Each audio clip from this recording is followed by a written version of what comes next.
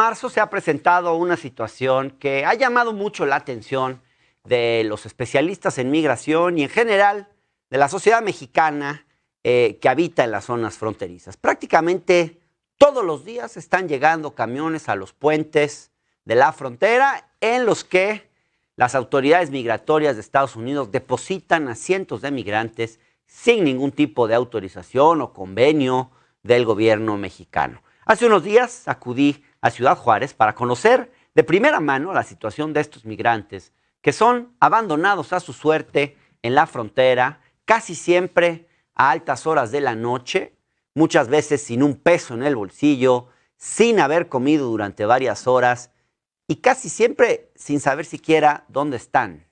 Realizamos este recorrido de la mano de la experta en migración, Eunice Rendón, quien nos explicó esta situación sobre la cual ella misma ha venido alertando en diversos artículos periodísticos.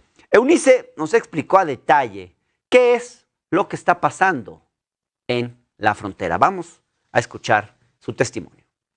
Lo que está pasando es que Trump en marzo de 2020, con el pretexto de la pandemia, puso en marcha esto que es una disposición que se llama Título 42, que justo lo que marca esta disposición, que por motivos de salud pública, el CDC, que es la autoridad sanitaria, digamos, en Estados Unidos, decide qué población puede poner en riesgo a los estadounidenses. Y en este caso, Biden, más que Trump, ha utilizado este Título 42 desde su llegada y principalmente a partir, bueno, que tenemos noticia el 11 de marzo. Antes del 11 de marzo hicieron algunos depósitos de migrantes en varios puntos, sin embargo, como los dejaron muy noche y en lugares en donde no hay autoridad mexicana, pues no pudimos detectarlos. Es decir, o sea, los dejan en la nochecita cuando nadie se da cuenta y ahí te los botan. Eso empezaron a hacer. Después ya parece que hubo un reclamo del gobierno mexicano y entonces los regresan por este puente que vemos acá. Los han estado regresando diariamente aquí, ¿no? Cerca de las 2 de la tarde. Cambia la hora, a horas ya más decentes los han regresado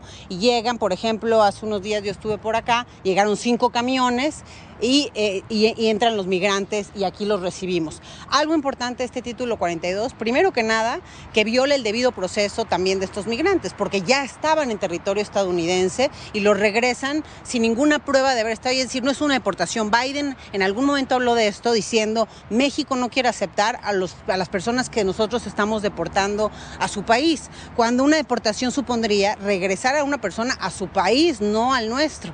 Entonces no es una deportación, pero ellos utilizan el pretexto de la salud, esta disposición de Título 42, entonces CDC decide que son una población en riesgo y lo regresan diariamente por aquí.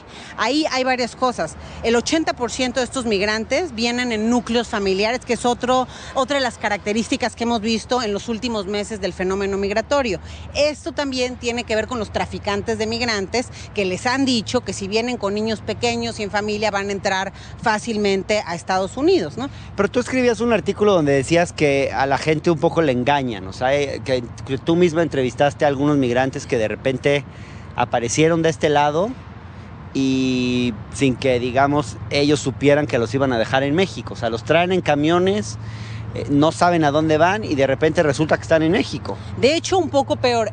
Muchos de los migrantes, y creo que esto es otro de los temas graves, que están depositando aquí en Ciudad Juárez, son migrantes que ni siquiera cruzaron por esta frontera. Son migrantes que cruzaron por Tamaulipas. Entonces, todos los que están cruzando hoy por Tamaulipas los ponen en un avión. O sea, estaban, de hecho, algunos de los que entrevistamos, estaban en un albergue en McAllen, habían dormido ahí una semana, 3 días, 4, cambiaba según el caso, y lo que hicieron es despertarlos en la madrugada, subirlos a un avión, diciéndoles, eran diferentes versiones las que tuve, una versión repetida era que les decían que ya no había espacio en ese albergue, que los iban a llevar a un albergue más al norte de Estados Unidos.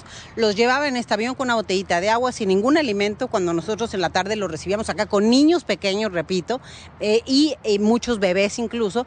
Entonces los traen en avión al Paso, en El Paso los suben a camiones y los vienen y los dejan en este puente, y ellos no saben ni siquiera que están en México hasta que tú los recibes y ven a la autoridad mexicana Mexicana estaba aquí tenemos el COESPO, que es la autoridad estatal en el tema migratorio, quien tiene un dispositivo de gente que va y los recibe. También había un par de personas del Instituto Nacional de Migración, lo recibían, y entonces cuando ellos veían que estaban en México y que hablabas español y que pues ya no estaban en Estados Unidos, se echaban a llorar al piso, como estoy en México.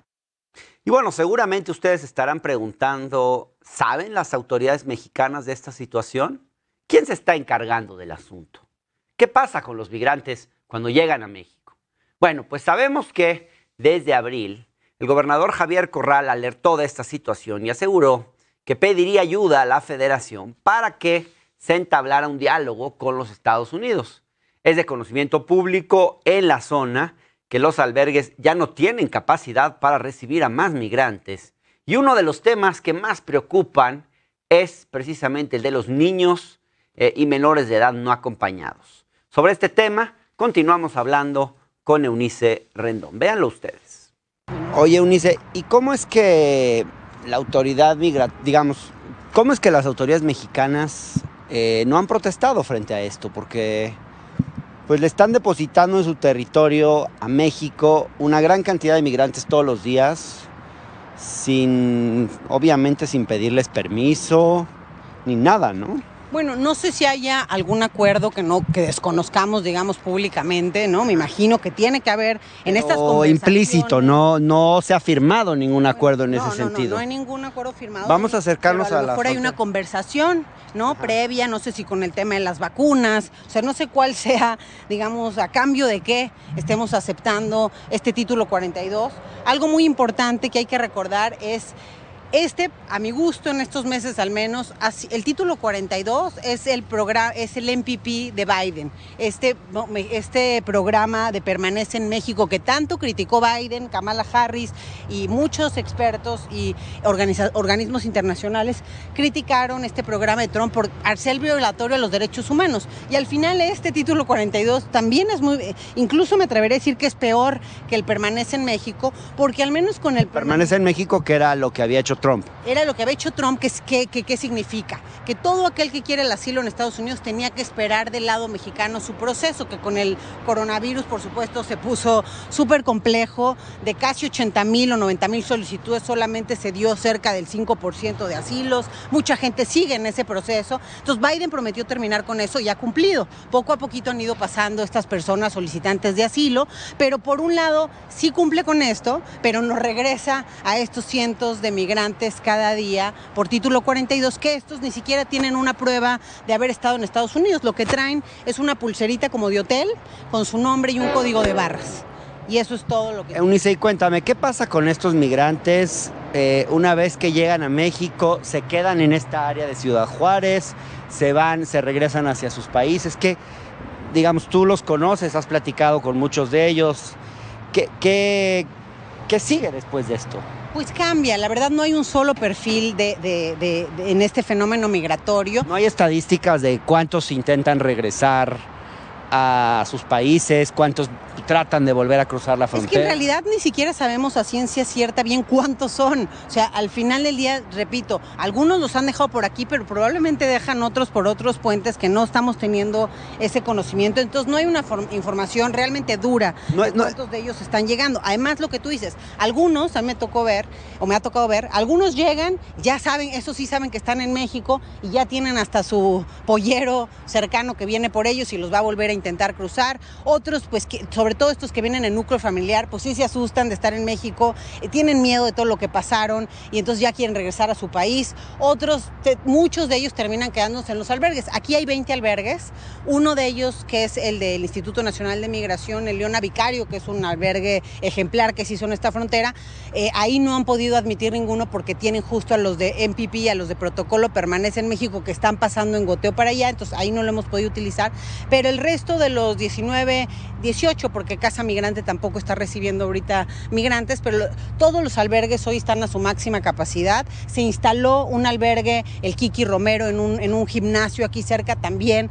Hubo varios contagios de COVID, entonces han tenido que cambiar un poco las cosas y al final, entonces mucha gente se queda aquí, otros se tratan de saltar de nuevo, otros mueven algunos puntos aledaños, otros regresan a su lugar de origen. A mí me tocó gente que no tenía ni siquiera para comer, entonces que me pidieron incluso, oye, dame tu número de cuenta, algo para que me manden una remesa. Entonces esta gente está en mucha vulnerabilidad, porque imagínate que puede encontrar cualquiera, alguien que estaba cerca de mí les ayudó, le depositaron $1,000, que a lo mejor esta persona pudo haber desaparecido y llevándose los $1,000 y se los dieron a esta familia. Pues, pero y México no tiene ninguna política para recibir y apoyar a estos migrantes. Hay un problema importante en la política migratoria mexicana actualmente. Es decir, el año pasado se hizo una reforma, creo que muy importante, un avance, yo diría, en la política migratoria, que es una reforma que hace que el Instituto Nacional de Migración ya no pueda tener en detención a niños migrantes, ni con papás ni sin papás.